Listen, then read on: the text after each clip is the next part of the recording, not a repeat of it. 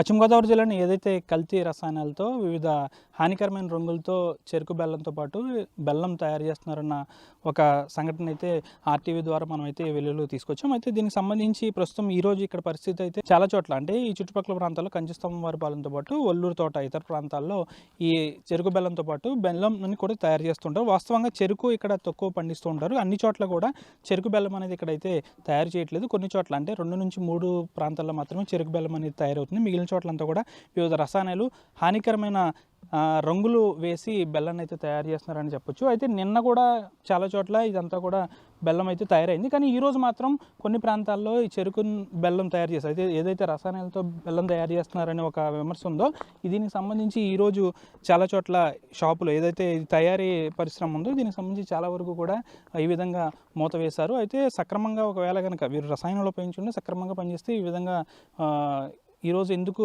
Close చేస్తారనే దానిపై కూడా కాస్త విమర్శలు అయితే ఎదుర్కొంటున్నారు.